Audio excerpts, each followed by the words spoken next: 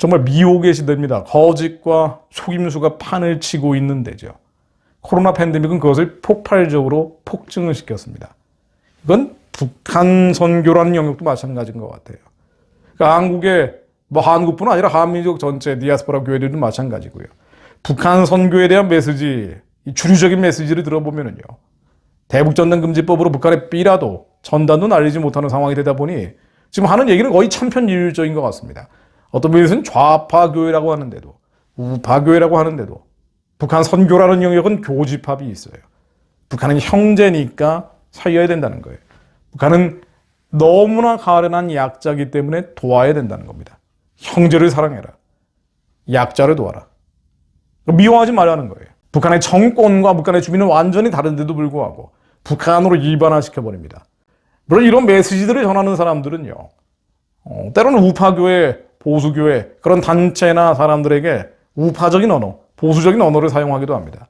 북한 정권과 주민이 다르다는 얘기도 합니다. 북한 해방과 북한 구원이라는 단어를 쓰기도 해요. 복음 통일이라는 단어를 사용하기도 합니다. 그래서 사람들은 더 미혹되죠. 이 사람들이 우파구나. 이 사람들이 보수구나. 그래서 그 사람의 메시지를 그대로 수용을 합니다. 정치범 수용소가 없어져야 된다는 얘기도 하더라고요. 그런 메시지들을 들어보면 말입니다. 북한 정권이 악하기 때문에 망해야 된다는 얘기도 하더라고요. 그런데 결과적으로는 듣다 보면은 북한 정권과 북한 주민에 대한 구분이 없어집니다. 북한은 일반화시켜버려요. 우리의 형제고 약자라고 얘기합니다. 이 형제와 약자를 도와야 된다, 살려야 된다고 얘기합니다. 그러면 그들은 사랑에 감동받아서 변화될 거라는 거예요.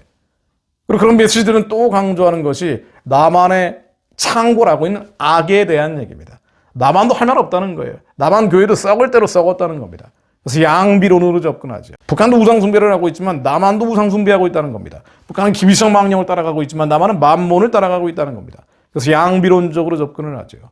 자, 그런데요, 그런 메시지들을 한국교회의 주류적인 북한 선교에 대한 메시지들을 듣다 보면은 이런 메시지 전하는 사람들은 몇 명 정해져 있지만은요, 제가 특정 인사를 거명할 필요도 없습니다. 말하는 사람도 문제지만 듣는 사람들도 마찬가지거든요.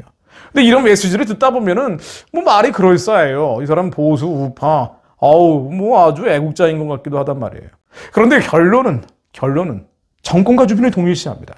북한이라는 말로 형제와 이웃으로 만들고 약자로 만들고 그들을 도와야 된다는 것으로 결론 내려요. 그들을 도와야 된다는 거예요. 그래서 인도적 지원을 얘기합니다. 물론 우파나 보수 성향의 단체나 교회에 가서는 그 톤을 굉장히 낮춥니다. 눈높이 교육을 하죠. 그러나 결론은 살려야 된다는 거예요. 도와야 된다는 거예요. 그렇게 나온 게 북한의 병원 짓고 학교 짓고 대학 짓고 고아원, 빵 공장, 국수 공장 이런 것을 만드는 겁니다. 설령 그게 북한 군대에 들어간다 할지라도 그들은 언젠가 우리 사랑에 감동받을 거라는 거예요. 용서해야 된다는 거예요. 이해해야 된다는 거예요. 용납해야 된다는 겁니다. 듣다 보면 그럴싸한데 근데 뭔가 좀 이상한 구석이 있죠. 그럼에도 불구하고 거기 모여있는 분들은 그냥 가시는 것 같아요. 이것이 한국 교회의 북한 선교의 주류가 되어 있는 상태입니다. 그리고 맺어주는 열매는 뭔 거 아니에요. 결국 북한 체제 붕괴에 대한 기도를 하지 않게 합니다. 북한 체제는 절대적인 악이에요. 김일성, 김정일, 김정은 우상 숭배 집단입니다. 우상의 재단이에요. 이것은 가증한 것들이에요. 이 씨름으로 무너져야 합니다. 이 씨름을 김일성 망령들이 다 떠나가 버려야 돼요. 이것이 가장 먼저 선행되어야 될 일입니다. 북한은 선교가 안 되잖아요. 전도가 안 되잖아요. 복음을 전할 수 없어요. 예전 로마 시대하고 다른 거예요. 아주 특수한 곳이에요. 종말의 때 하나님이 우리 민족에게 주신 특수한 선교지입니다. 북한 정권이 무너지지 않으면 아무것도 할 수 없어요. 저 우상의 진이 무너져야 합니다. 저 바알의 재단, 아세라의 목상이 예수 이름으로 깨져버려야 돼요. 그런데 그 기도를 못하게 해요. 남아있는 자들, 그나마 나라와 민족으로 기도하는 분들이 북한 체제가 무너져야 된다는 그 절박한 기도를 못하게 만들어버립니다. 힘을 빼뜨려버려요. 그래서 애매하고 추상적이고 모호한 얘기를 하기 시작하죠. 주체사상을 대적한다. 맞는 얘기예요. 주체사상을 대적합니다. 저도 주체사상을 대적할 때가 많습니다. 그런데 주체사상을 대적하는 게 아니라 교회는 정확한 언어로 선포해야 합니다. 하나님은 정확한 언어를 선포하라고 하셨습니다. 가장 정확한 언어는 성경의 말씀이에요. 심령과 골수와 관절을 찔러 쪼개는 말씀입니다. 이 말씀만큼 정확한 게 어디 있어요? 흑도가니에서 을을 7번이나 재련한 것보다 더 순수한 가장 정확한 언어가 성경 말씀인데 우리는 이 말씀에 따라서 심령, 골수, 관절을 찌르는 정확한 언어로 선포해야 돼요. 북한 정권은 망하라고 말입니다. 그런데 주체사상이라는 단어를 사용한다고요. 복음통일이라는 단어도 사용합니다. 물론 복음통일 맞는 얘기입니다. 그래서 복음 통일 이전의 북한 정권이 무너져야 합니다. 가장 원시적이고 어떤 면에서는 가장 원초적이고 원색적이고 그렇게 복음적인 기도를 해야 합니다. 북한 정권은 이 시민명언론이 무너질지어다. 김정은은 권력의 자리에서 내려올지어다. 그런데 이 선포를 못하게 합니다. 결과적으로 맺어지는 열매들은 그런 거예요.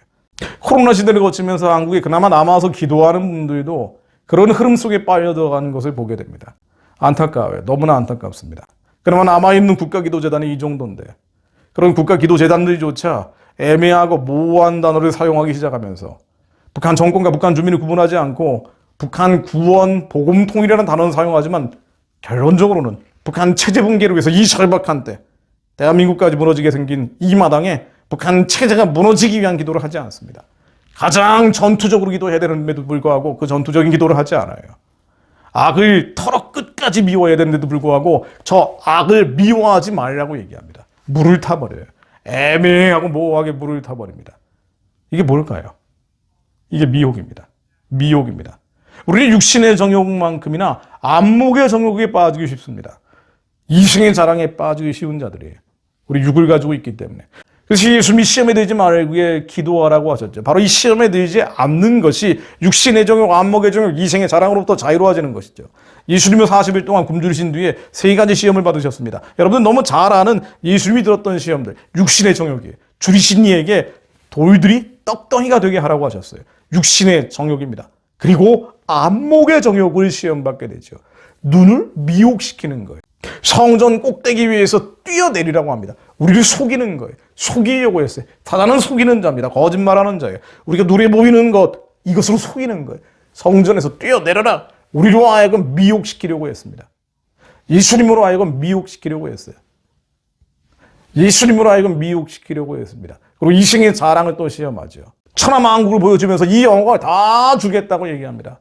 이승의 자랑, 존경받고 싶고 인정받고 싶고 사랑받고 싶고 뭔가 권위를 탈취하려는 그런 마음들을 시험받게 됩니다.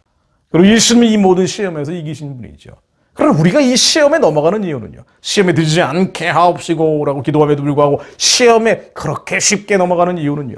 육신의 정욕은 극복해요. 그래도 많은 기도하는 분들이 극복합니다. 이승의 자랑을 극복하는 분들도 꽤 계세요. 그리고 안목의 정욕에 너무 많이 넘어가요. 미혹돼 버립니다. 가짜와 거짓에 속아 넘어가 버립니다. 미확인 첩보와 근거 없는 낭설에 넘어가 버립니다. 이 북한 문제에 대한 것도 마찬가지잖아요. 아니 북한 정권과 주민을 북한으로 동일시하면서 약자니까 도와야 된다, 형제니까 도와야 된다. 이게 말이 되는 얘기입니까? 이게 도대체 몇 년을 북한 선교에 대해서 몇 년을 기도하신 분들인데 어떻게 이런 데 다 넘어가냐 말이에요. 근데 왜 이렇게 육신의 정욕, 이승의 자랑은 극복했는데 안목의 정욕에 넘어갈까? 마찬가지입니다. 우리가 시험을 받는 이유는요. 욕심이 있기 때문이에요. 야고보서 1장 4절로 오직 각 사람이 시험을 받는 것은 자기 욕심에 끌려 미혹됨이니 미혹되는 이유 간단합니다. 욕심 때문입니다. 아니 뭐 육신의 정욕은 그렇다 치고 이생의 자랑은 그렇다 치고 도대체 안목의 정욕, 이 미확인 첩보와 근거 없는 낭설들 이런 거짓과 가짜에 이렇게 쉽게 넘어가는 이유가 뭘까? 그래서 극단적 종말론, 시한부 종말론으로 빠지기도 하고 왜 이렇게 많이 넘어갈까? 도대체 어떤 욕심이 있기에 이렇게 많이 미혹이 될까? 어떤 욕심입니까? 어떤 욕심입니까? 되게 이런 데 많이 속는 분들 보면 북한 뉴스도 마찬가지예요. 이런 황당무계한 메시지들에 넘어가는 이유를 보면은요. 마음의 평안이 없어요. 죄송스러운 말씀입니다만은 불안하고 두렵고 공포스럽습니다. 항상 그런 마음들이 강해요. 그러다 보니 북한 체제가 갑작스럽게 무너지는 것에 대한 불안과 두려움과 공포도 있습니다.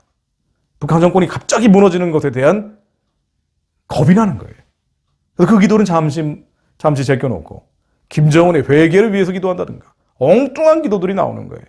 그래서 육신의 정욕이나 이승의 자랑만큼이나 안목의 정욕에 넘어가는 이유, 정과 욕심 때문입니다.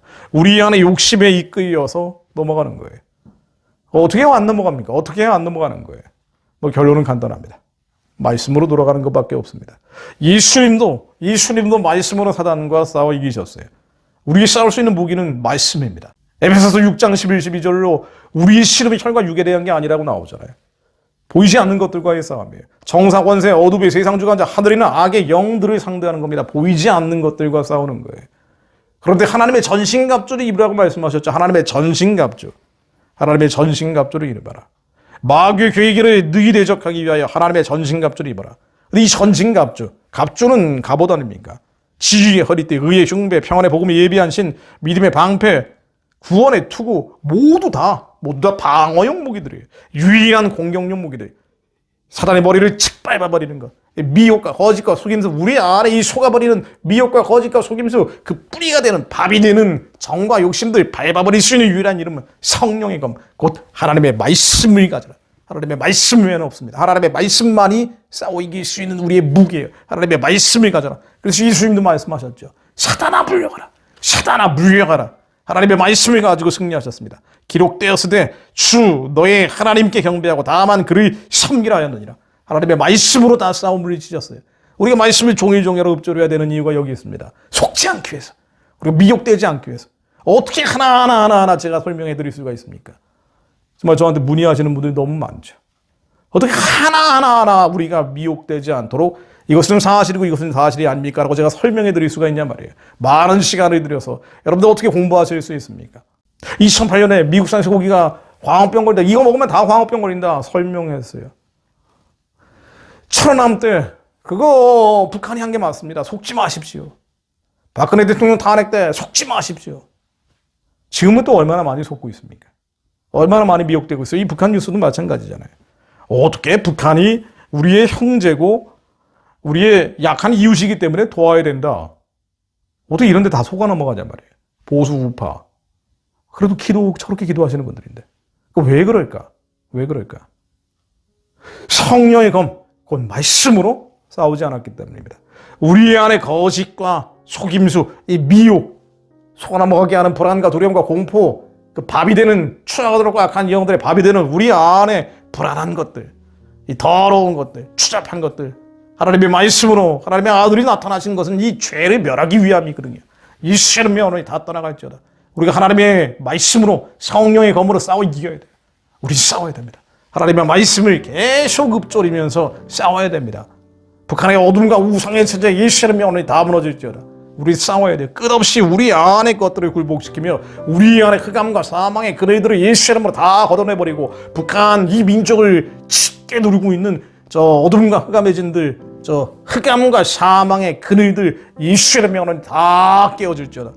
우리는 하나님의 말씀으로 싸워야 합니다. 성령의 검, 하나님의 전신갑주를 입고 있지 않으면 싸워 이길 수 없어요. 그래서 우리는 총의의 종야로 기도합니다. 이사야 62장 6절로 예루살렘이여 내가 너의 성벽 위에 파수꾼을 세우고 그들로 종이 종야에 잠잠치 않게 하였노라.